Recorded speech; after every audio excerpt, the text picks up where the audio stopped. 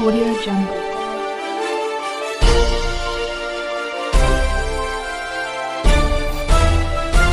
Audio. नमस्ते, मैं आपका द न्यूज़ नेटवर्क में स्वागत करता हूं। पाकिस्तान में बड़ा असमंजस का माहौल बना हुआ है। इमरान खान और अपोजिशन का जलसा भी हो गया। इमरान ने अपने जलसे में बहुत कुछ कहा अपोजिशन के बारे में, और ऐसा ही कुछ अपोजिशन ने भी कहा है। लेकिन असल बात तो ये है कि इमरान जो सरप्राइज़ देने वाला था उसका क्या हुआ? कोई सरप्राइज़ है भी या नहीं, कि बस बात ही है? ऑपोजिशन नंबर्स तो पूरे लग रहे हैं। उसने इमरान खान को निकालने की पूरी तैयारी कर ली है। आज शाम को असेंबली में वोट ऑफ नो कॉन्फिडेंस इस गवर्नमेंट के खिलाफ पेश हो जाएगी। अब देखना ये है कि आखिर कौन कौन अपना पासा बदलता है। आइए देखते हैं।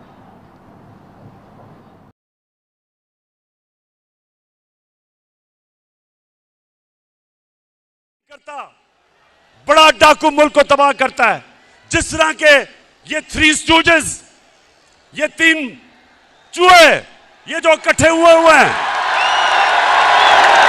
30 साल से मुल्क को लूट रहे हैं। ये 30 साल से ये इस मुल्क का खून चूस रहे हैं। इनकी उसने जब मुल्क को आजाद फॉरेन पॉलिसी देने की कोशिश की, जुल्फिकार अली भुट्टो, मेरे उससे बहुत इख्तलाफात होंगे, लेकिन मुझे उसकी खुददारी हमेशा पसंद थी। तो उसने मुल्क को जब आजाद फॉरेन पॉलिसी देने की कोशिश की, तो फजलुर रहमान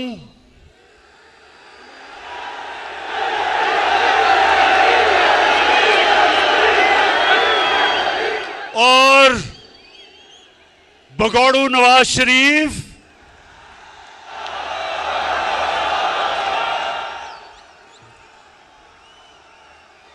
इनकी सुनते रहें, सुने अभी मैं अभी आता हूं कि इन दोनों की उस वक्त की पार्टियों ने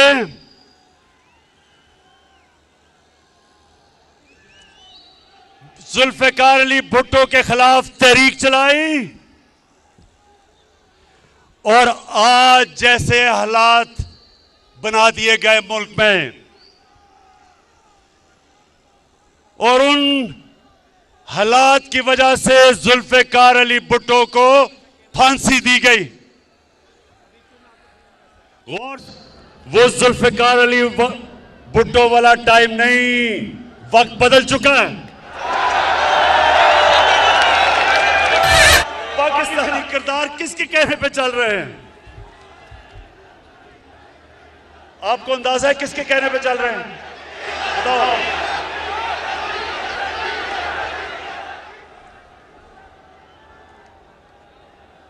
हमारे पास जो सबूत है, हर चीज को मैं जाहिर कर रहा हूं। जो हमारे पास सबूत है, मैं ये इसलिए आपके सामने बातें कर रहा हूं। इससे ज्यादा मैं तफसील में इसलिए बात नहीं कर रहा क्योंकि मेरी सबसे बड़ी कोशिश होती है कि मेरे मुल्क के मफादात की हिफाजत की जाए। मैं कोई ऐसी बात ना कर दूं कि मेरे मुल्क को नुकसान पहुंचे।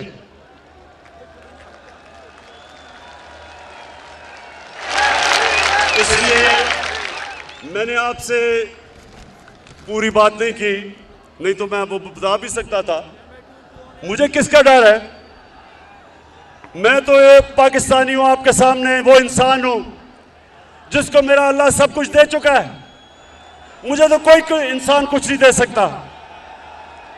मैं तो जब सियासत में आया था, अल्लाह ने तभी मुझे सब कुछ दे दिया था। मुझे तो किसी चीज की जरूरत नहीं है। अपने घर में रहता हूं, अपने घर के पैसे देता हूं, खर्चा बर्दाश्त करता हूं। कोई मेरा कैंप ऑफिस नहीं है। मेरा चैलेंज है कि पाकिस्तान की तारीख में किसी वजीर आजम ने अपनी कौम का पैसा इतना कम खर्च नहीं किया जो मैंने किया है। खड़ा है अब इमरान, ठीक करेगा सब कप्तान, नया बनेगा पाकिस्तान, नया बनेगा पाकिस्तान, नया बनेगा।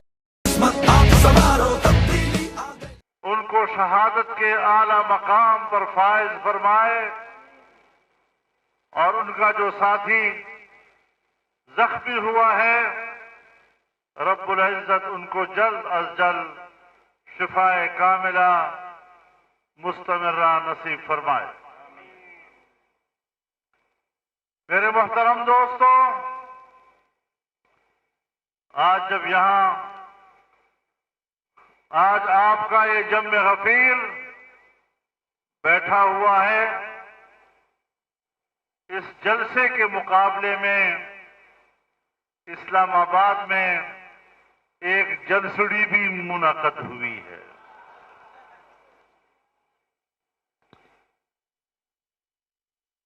हमारे मुकाबले में बुलाए गई, दुनिया को धोखा देते रहे, पता नहीं कहां से उसके गुब्बारे में हवा भरी गई और वो समझ रहा था कि हवा से भरा हुआ ये गुब्बारा शायद ये उसकी हकीकी जसामत है, लेकिन हमारे अबाबिलों के एक सुई बराबर का सिरा भी जब उस गुब्बारे को लगा। अब जो भी इदारे और मकासद हों, सेलेक्टेड वज़ीर-ए-आज़म अपनी हुकूमत बचाने की लड़ाई लड़ते लड़ते बेदम हो चुके। कह सकते हैं कि वो इस वक्त वेंटिलेटर पर हैं। पार्लियामेंट के अरकान की अक्सरियत का एतमाद खो चुके हैं। उनकी जमात तहरीक इंसाफ के 1 दर्जन से ज़ायद अरकान कौमी असम्बली ने खुलेआम बगावत कर दी है। कुछ मजीद के बारे में भी कहा जाता है कि वो मुनासिब वक्त का इंतज़ार कर रहे हैं। उन्होंने धमकियों और नसीहतों के बावजूद तहरीक इंसाफ में वापस आने से इनकार कर दिया है। इस तरह इत्तेहादी जमातों के कम अज़ कम 15 अरकान कौमी असम्बली ने मिस्टर खान के खिलाफ अदम एतमाद की हमायत के लिए हिज़्ब इख्तिलाफ के साथ मुआहिदा करने का इतराफ़ किया है। इसका मतलब है कि अगर कौमी असम्बली के स्पीकर असद कैसर अगले 7 दिनों में आइनी तरीक़ाकार पर अमल करते हैं तो अदम एतमाद की कामयाबी यकीनी है। लेकिन यहाँ एक मसला है। इमरान खान जो हमेशा इखलाकियात के घोड़े पर सवार रहते हैं, अपनी माजूली के खिलाफ मज़ाहमत पर कमर बांध चुके हैं। कानून और आइन क्या कहता है, उन्हें उसकी कोई परवाह नहीं। स्पीकर ने अपने जवाबदेही इख्तियारात का इस्तेमाल करते हुए यौम हिसाब को मुखर किया है। शवाहिद दिखाई देते हैं कि वो पसे पुश्ते काम लेते हुए मामले पर हर मुमकिन तरीके से इल्तवा में रखने की कोशिश करेंगे। इसमें सदर आरिफ अलवी की मिली भगत से अपोजिशन को फैसलों की वजाहत या पाबंदी के लिए सुप्रीम कोर्ट से रुजू करने पर मजबूर करना शामिल है। इसमें मजीद ताख़ीर होगी। मिसाल के तौर पर सदारती रेफरेंस में सुप्रीम कोर्ट से राय तलब की गई कि क्या फ्लोर क्रॉस करने वाले अरकान कौमी असम्बली ताहयात पार्लियामेंट से नाअहल होंगे या सिर्फ एक पार्लिमानी मुद्दत के लिए, जिस दौरान पार्लियामेंट में हुकूमत और हिज़्ब इख्तिलाफ के दरमियान होने वाली लड़ाई का दायरा सुप्रीम कोर्ट ऑफ पाकिस्तान तक फैल गया है। इमरान खान रोज़ाना अपने हामियों को 27 मार्च को एक तारीखी रैली के लिए इस्लामाबाद पहुंचने की हलाशेरी दे रहे हैं। इस दौरान वो नॉकआउट करने के लिए एक ज़बरदस्त सरप्राइज़ देने का भी ऐलान कर रहे हैं, क्योंकि उनकी बतरफी अब एक कानूनी और आइनी मसला है। इसलिए वो सुप्रीम कोर्ट पर अवामी दबाव डालना चाहते हैं ताकि वो आइनी इंसाफ के तसव्वुरात से हाथ खींच ले। इस तरह वो एस्टेब्लिशमेंट को भी ब्लैकमेल करने पर तुले हुए हैं ताकि वो सियासी गैर जानिबदारी तर्क करके उनके साथ खड़ी हो जाए। ये खौफनाक और पुरखतर हिकमत अमली है। हिज़्ब इख्तिलाफ पहले ही 27 मार्च के इमरान खान के जलसे को चैलेंज करने के लिए तैयार हो चुकी है। इस मकसद के लिए 28 मार्च को इस्लामाबाद में जलसा किया जाएगा। नहीं मालूम कि इमरान खान की तरफ से किसी न किसी बुनियाद पर उसे शर्मिंदा करने, तकसीम करने या नीचा दिखाने की किसी भी कोशिश पर एस्टेब्लिशमेंट क्या रद्द-ए-अमल जाहिर करेगी। मिसाल के तौर पर मौजूदा आर्मी चीफ को डी नोटिफाई करना और एक नए को नामजद करना। ऐसे किसी भी इकदाम को एक से ज़्यादा तरीक़ों से इदारा जाती तौर पर चैलेंज किया जाएगा। इसके लिए मुमकिना तशद्दुद एक स्टेज फराहम कर सकता है। कुछ मीडिया रिपोर्ट्स हैं कि एस्टेब्लिशमेंट की कोशिश है कि कौमी मफाद में मरकज़ी किरदारों के दरमियान कोई ना कोई समझौता करा दिया जाए। मुजवजा फार्मूले के तहत अगले साल की बजाय इस साल के आखिर में गैर जानिबदार इस्टेब्लिशमेंट के तहत इंतखाबात हों और अदम एतमाद के वोट को कलअदम करार देने के बदले में नैब, FIA वगैरह की जानिब से अपोजिशन को निशाना बनाए जाने से रोक